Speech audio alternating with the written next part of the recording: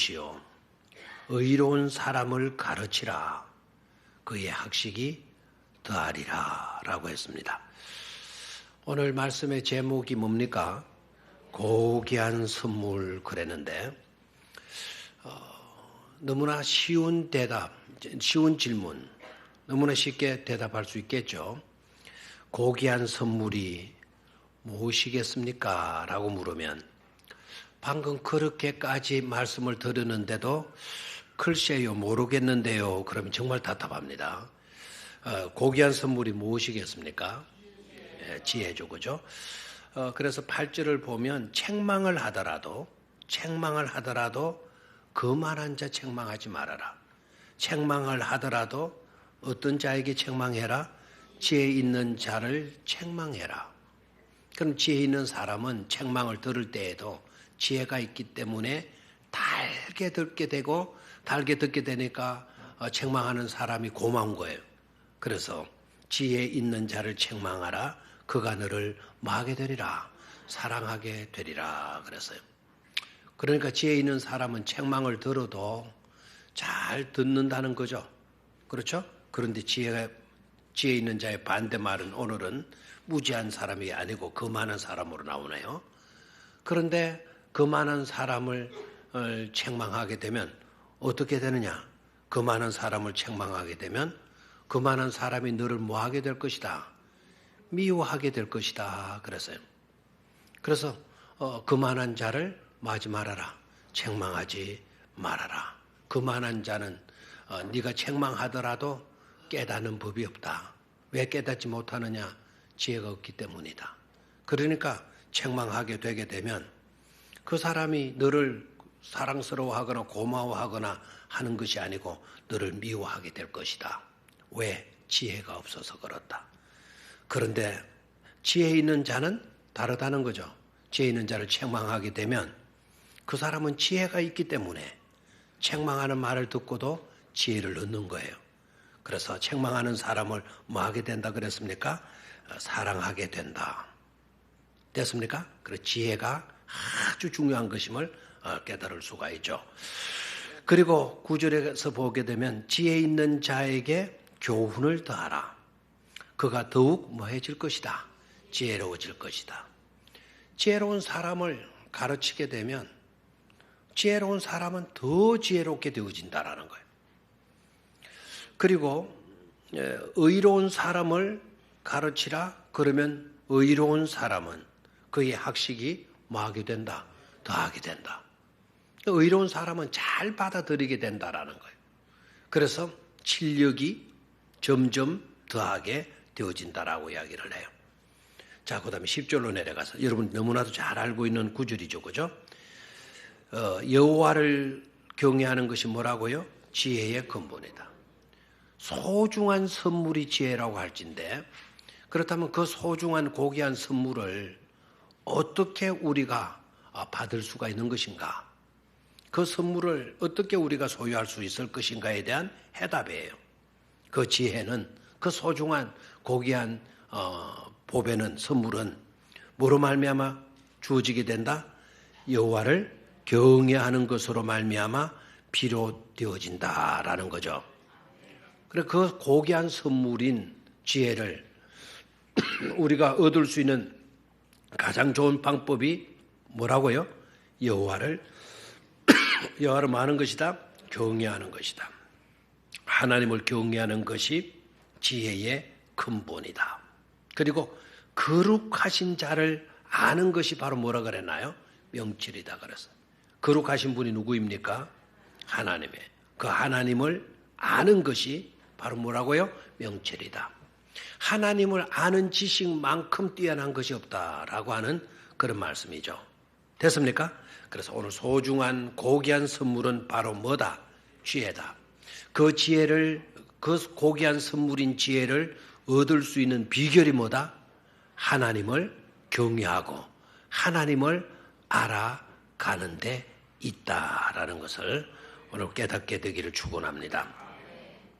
탈무드에 보면 이런 이야기가 나와요. 탈무드에 보면 어떤 사람이 옷가게에 가서 옷을 하나 샀습니다. 옷을 사가지고 집에 와서 그 옷을 딱 입어보니까 이게 어떻게 된 겁니까? 새 옷을 사가지고 입고 또 주머니 있는데 손도 넣어보고 했더니 한 호주머니 안에 뭐가 들어있는 겁니다.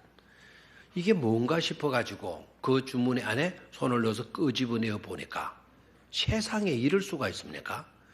그 주머니 안에 새 옷인데 새 옷을 사서 집에 와서 입은 건데 그 호주머니 속에 값진 보석이 들어있는 거예요.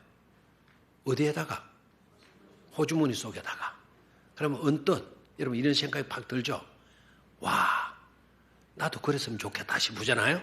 옷가게에 가서 뭐를 샀는데 옷을 하나 딱 사가지고 집에 와서 입어보는 중에 주머니 손을 넣으니까 뭐가 집혀가지고 끄집어내니까 이 보석도 이 보통 보석이 아닌 거예요. 그래서 순간적으로 야, 이렇게 귀한 보석이 이 주머니 속에 그것도 새 옷 속에 들어있다네. 이게 어떻게 된 걸까? 그리고는 갈등이 생기기 시작하는 겁니다. 이걸 어떻게 해야 되나? 다시 옷가게로 가서 사연을 이야기하고 이 보석을 돌려줘야 되나? 아니면 이건 내가 옷을 산 것이니까 이 옷을 내가 샀고 그 옷 속에 이 보석이 들어있는 것이니까 그럴 필요가 없이 이 보석은 누구의 것이다? 내 것이다. 이거 내 것 해도 이거 다른 사람 알 리도 없고 이 내 것 해도 내가 또 돈 주고 사서 이제는 내 옷 속에 들어있는 것이니까 이거 내가 가져도 되겠다. 그렇고 이제 그런 생각을 딱 가지려고 들다 보니까 아니 혹시나 이 옷 속에 보석을 넣어둔 사람 마음이 어떨까? 이 보석을 잊어먹고 얼마나 아까워할까? 안타까워할까? 안타까워서 혹시나 잠도 못 자고 그렇게 나날을 지내는 것이 아닐까? 그 보석 주인의 마음을 이 사람이 또 생각해 보니까 그 내가 선뜻 가질 성질의 것이 아닌 거예요. 그래서 고민하다가 여러분 이제 고민하다가는 일단 거기서 스톱 이야기를 멈추고 여러분의 의견을 좀 한번 듣고 싶어요. 여러분의 마음을. 이거 돌려줘야 될까요? 아니면 내가 산 옷에 들어있는 것이니까 내가 가져도 되는 것일까요? 자, 여러분의 견해 돌려줘야 된다. 여러분 같으면 견해 말하고 여러분 같으면 어떻게 했겠는가? 돌려줘야 된다. 예, 끝으로는 저렇게 말을 할 겁니다. 그러나 약간 순수치 못한 것이 아니겠는가? 그렇게 싶기는 해요. 돌려줘야 된다. 맞습니까? 여러분 제가 볼 때 다 성자 정도는 아직은 안 된 것 같던데 다 돌려줘야 되는 거 동의합니까? 아니요. 안 해도 있습니다. 네? 그 옷하고 그 보석하고 바깥에 내놔가지고 그런 나라. 그것도 괜찮을 것 같네요. 제가 이래도요 성자 계층에 들어갈 것 같아요. 제가 생각해도 얼마 전에 실화입니다. 얼마 전에 오후쯤 됐는데 우리 성교원 어린이집 앞에가 난리가 났어요. 난리가. 제가 방에서 나오고 개 2마리 쓰다만 주고 싹 나오는데 꼬끼어 사는 거예요. 대낮인데 이게 어디서 나나? 이 닭소리가 꼭 우리 계집 있는 데서 나. 금방 내가 거기 있었는데 닭이 어디 있었나? 혹시 하나님이 이 닭을 하나 보내주셨나? 해가지고는 다시 계집 있는 데로 갔어요. 다시 꼬끼어 하는데 이 계집에서 나는 거나 분명히 아니에요. 우리 중동부실 2층에서 나는 것 같아요. 애들이 저기 돌았나? 닭을 갖고 돌았나? 그래서 두리번거리고 또 다시 닭 울음소리를 나기를 기다렸어요. 다시 꼬끼어 하는데 2층 같기도 하고 성교원 어린이집 같기도 하고 오늘 어린이집 행사가 있었나? 그래서 이제 담장 너머로 봤더니 차들이 도로에 쫙 올라오는 차 내려가는 차 쫙 뭐 그냥 밀려 있는 거예요. 그래서 무슨 일인가 싶어가지고는 묵묵히 내다보니까 아이고 그 도로에 장딱 한 마리가 나와 있는 거예요. 그놈이 나와가지고는 도로 한복판에서 꼬끼야 하고 울고는 게 차들이 가지를 못하는 거예요. 내려오는 차도 못 가고 올라가는 차도 못 가고 그 닭 한 마리 때문에. 그래서 저게 웬일인가.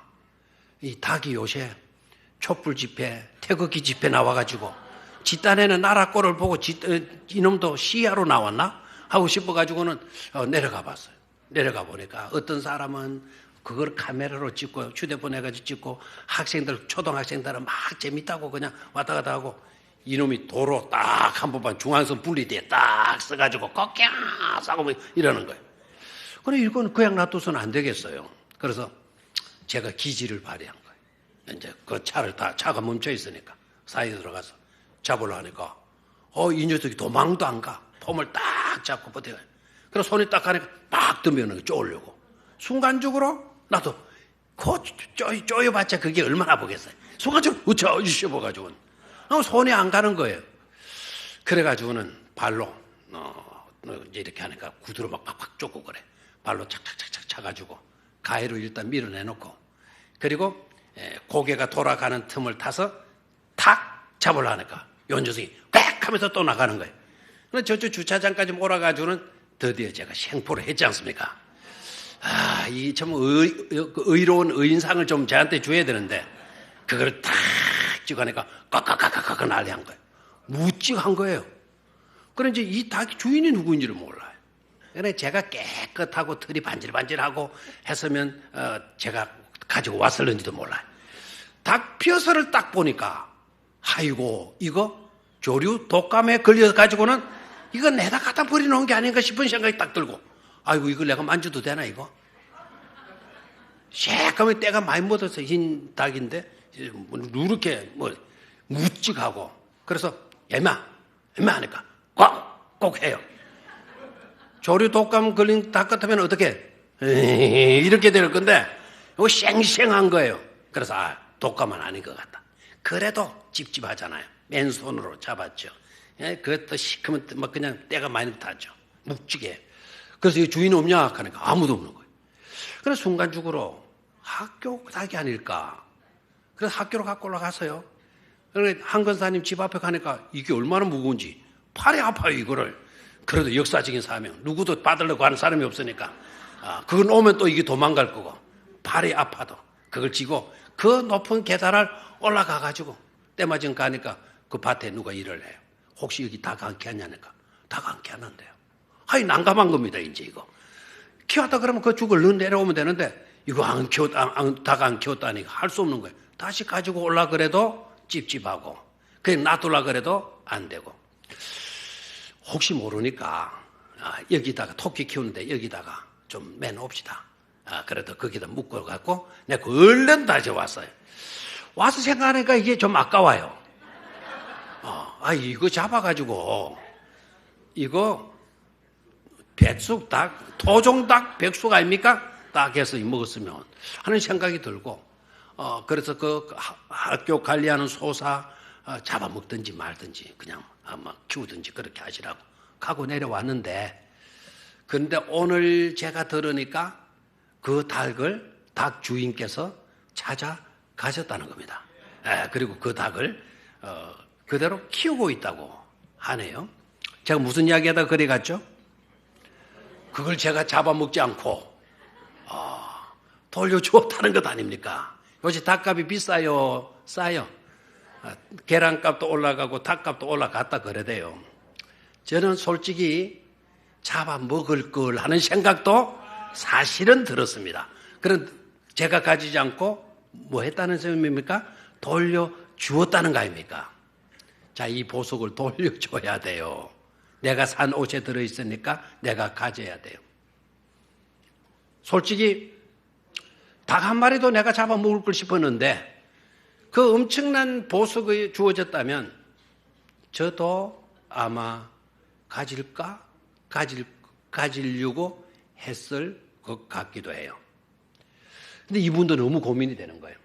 여러분 참 결론 안 내렸죠? 돌려줘야 된다? 가져도 된다? 가져야 된다. 예. 저분 욕하지 마세요. 아주 순수하신 분입니다. 약간 돌려줘야 된다는데 속은 안 그런데 그냥 겉으로는 그러실 수도 있으니까. 그래서 이분도 고민이 된 거예요. 그래서 방법이 뭐냐면 랍비를 찾아가는 거예요. 유대의 정신적인 영적인 지도자인 랍비를 찾아가서 물은 거예요. 여차전 이야기를 다 했어요. 돌려줘야 되나 돌려주지 않고 내가 가져도 되느냐. 그러니까 랍비가 딱 하는 말이 당신이 옷을 산 것이지 보석을 산 것은 아니지 않냐. 그러니까 돌려주도록 하라고. 돌려주는 것이 맞다고라고 이야기를 했어요. 다시 한번요. 명판결 아닙니까? 당신이 옷을 산 거지 옷 속에 들어있는 보석을 산 것이 아니다. 그러니까 그 보석은 뭐 해야 된다? 돌려주어야 된다. 라고 랍비가 지시를 한 거예요. 그런데 랍비가 그렇게 지시를 해놓고 그 다음 말이 중요한데 그것을 돌려주러 갈 때에는 혼자 가지 마시고 당신의 자녀들이 있을진데 그 자녀들을 데리고 가면 보석 이상의 좋은 것을 얻게 될 것이요 라는 말을 했다는 거예요. 재미있으라고 나와야 되는데 이거 너무 감동이 돼가지고 반응이 없는 건지 아니면 너무 무식해가지고 도무지 그 말이 무슨 말인지 몰라가지고 반응이 없는 건지를 제가 모르겠네요. 갈 때 그 보석을 돌려주러 갈 때 혼자 가지 말고 당신의 자녀가 있을 것이니까 그 자녀를 데리고 함께 가게 되면 보석보다 더 귀한 것을 받게 될 것이다 라는 말을 했다고 그래요. 여러분 보석보다 더 귀한 것을 자녀들을 데리고 가면 받는다는 게 무슨 말일까요? 바로 삶에 있어서 중요한 것은 이것이로구나 하는 뭐를 받아오게 된다고요? 지혜를 얻고 돌아오게 될 것이다 라는 말을 해요. 아멘입니까? 그래서 보석보다도 더 귀중한 것은 진실이고요. 그 진실은 바로 지혜에서 비롯되어진다는 것을 우리는 깨달아야 될 줄로 믿습니다. 또 한 이야기를 더 하죠. 미국 이야기를 두 개 할 건데요. 잘 대조를 한번 해보십시오. 미국의 시카고에 가면 템플 교회라는 데가 있어요. 자, 템플 교회 하게 되면 여러분들이 언뜻 우리나라에 이 목사님이 딱 떠올라야 돼요. 템플? 그 템플 이름으로 상을 받은 우리나라의 훌륭하신 목사님이 한 분 계세요.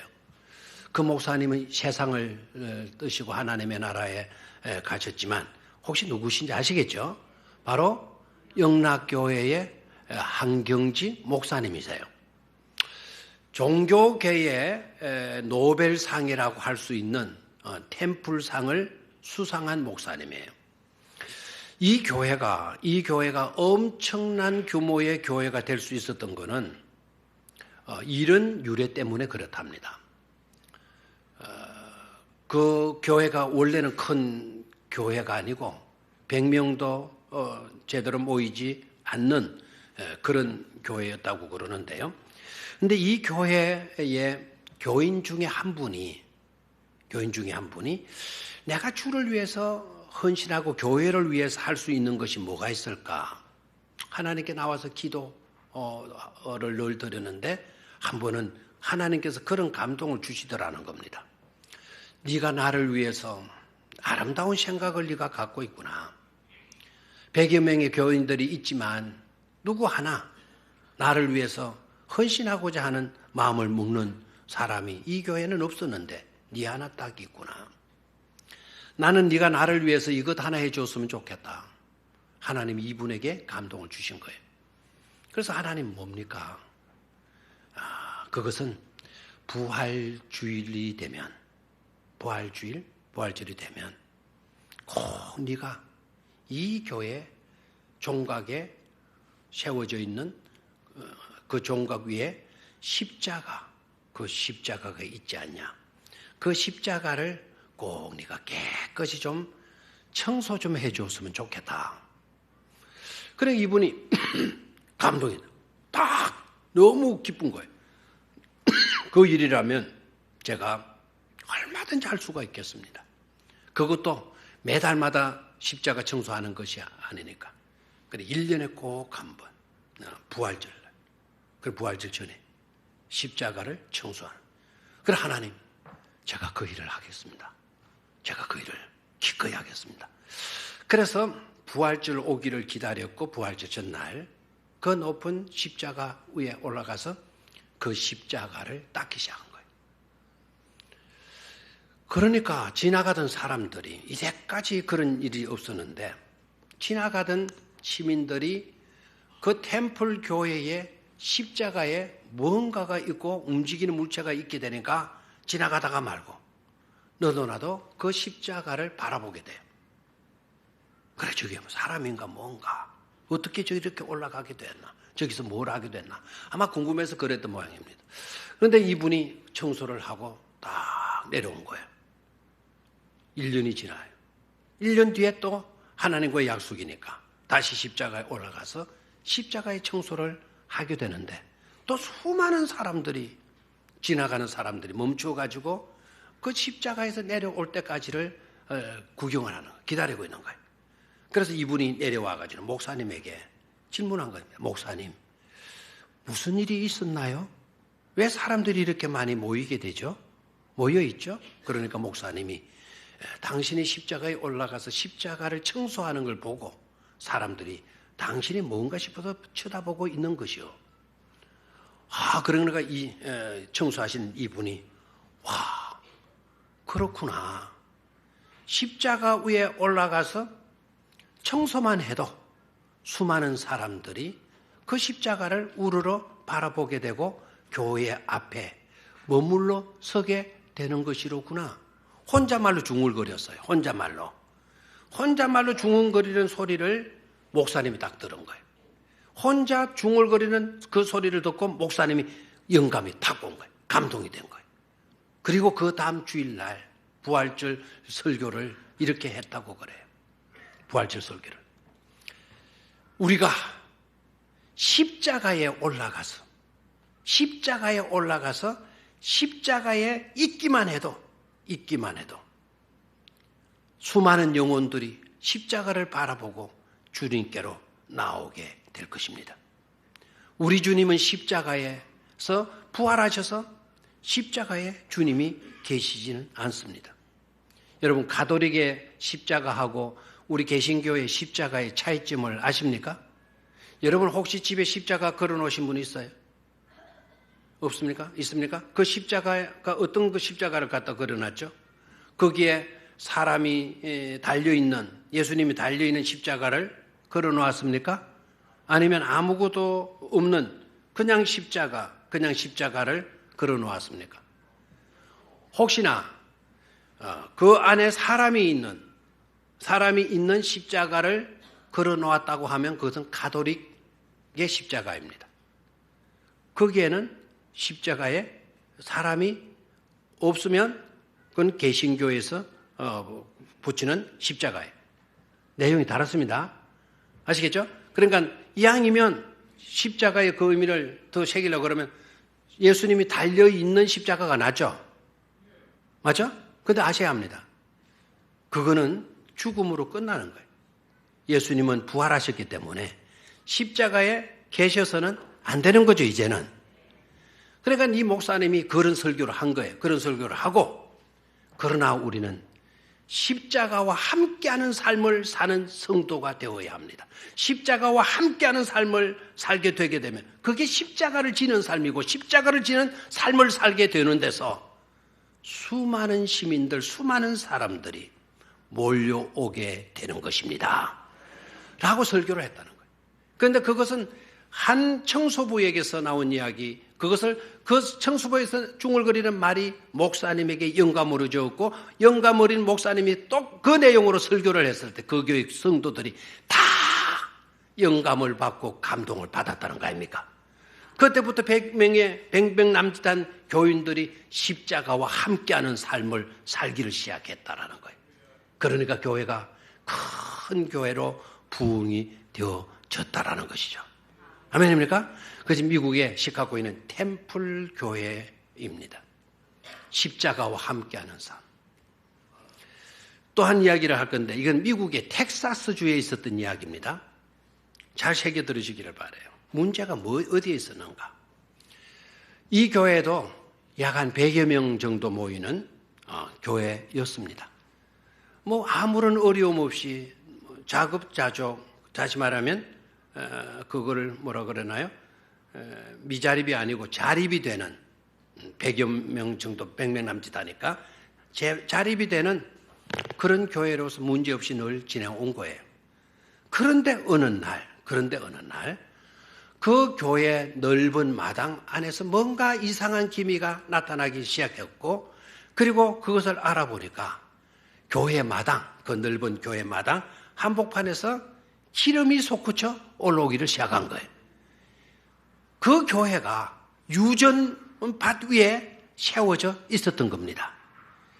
엄청난 양의 오일이 매장되어져 있다라는 것을 알게 돼요. 신나요, 안 신나요? 엄청난 양의 뭐가 매장되어 있어요? 뭐 기름이 막 들어요. 그 교회 복 받았어요, 복 받지 않았어요? 우리 일단은 느낌은 좀 이상하지만 일단은 잘 됐어요, 안 됐어요? 잘 됐어요. 우리 교회도 이 지압할 때 저도 그런 생각을 했었어요. 이 지압할 때, 이 깊이 내려올 때 약수가 쏟아져 나오게 해달라고. 그 약수가 탁 쏟아지면 그 물 한 바가지씩 맞으면 온 병이 싹 나올 수 있는 그런 약수가 나오게 해달라고. 그래서 그 약수 안 주대요. 제가 그런 꿈은 꾸었어요. 약수가 터져나와. 그런데 안 줬어요. 그런데 이 교회는 뭐가 나와요? 유전이, 엄청난 양의 유전이 나온 거예요. 그러니까 이제 교인들이 막 술렁거리기를 시작하는 거예요. 이 유전을 어떻게 처리하냐. 자, 일단 유전을 개발하자. 개발하면 그 돈들은 어떻게 할 거냐. 뭐 이거는 하나님께서 주신, 하나님께서 매장시키고 하나님께서 우리 교회 안에 마당에 이렇게 터져 나오도록 만들었으니까 여기에 나오는 모든 돈들은 우리가 하나님을 위한 사업에 써야 된다. 자, 어떤 사람들은 아니다. 뭐 사업에 쓰더라도 그 많은 돈을 어떻게 사업에 다 써? 다 우리가 이거 나누어 가져야 된다. 그러니까 이제 매일마다 그냥 직장 다니는 교인들도 다 그만두고 전부 다 이제 매일마다 모여가지고 회의를 하는 거예요. 이걸 어떻게 하느냐, 이거. 실화입니다, 실화. 뭐라고요? 실화라니까요, 이거. 그러니까 막 직장 다니는 이거 안 된다. 이거는 우리 교회 소유다, 이거. 우리 교인들 거니까. 교회라는 거는 누구냐? 우리 교인들이 주인이야.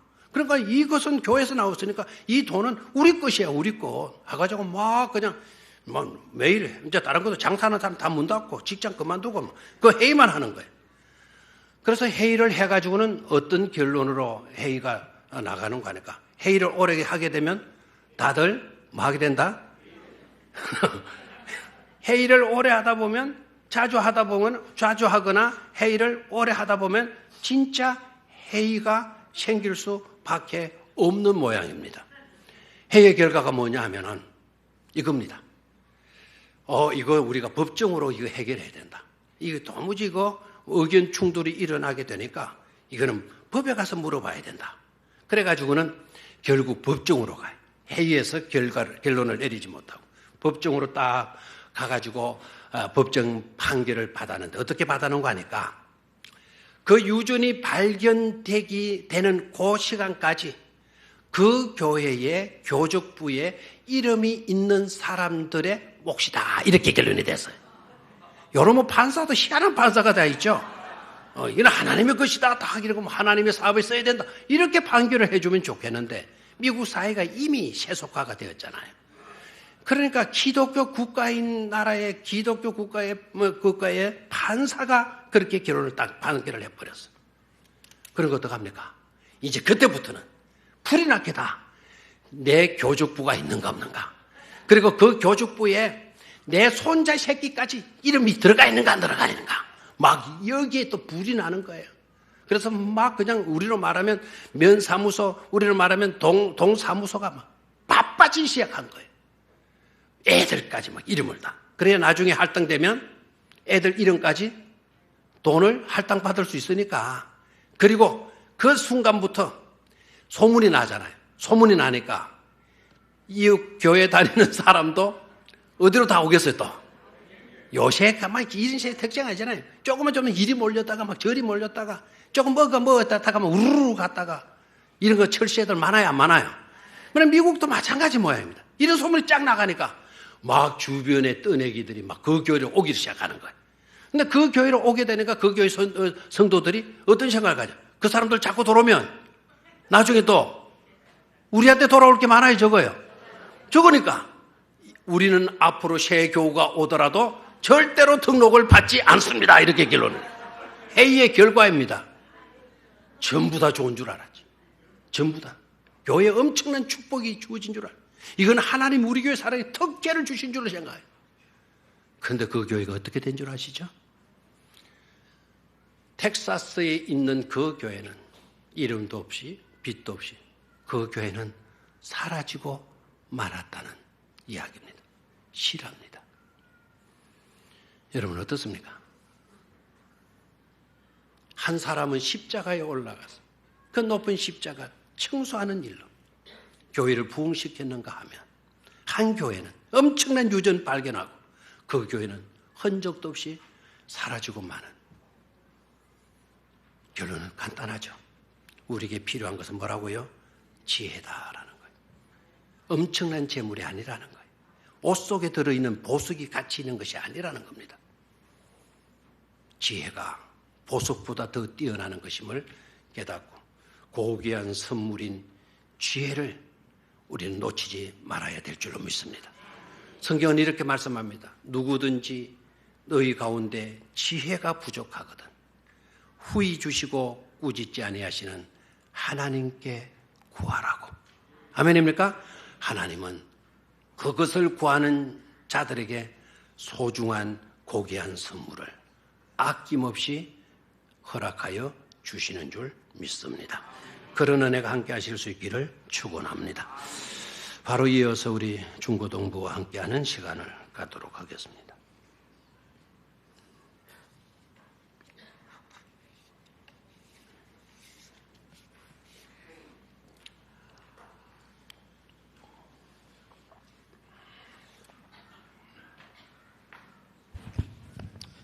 네, 반갑습니다. 중등부 부장 이일훈 집사입니다.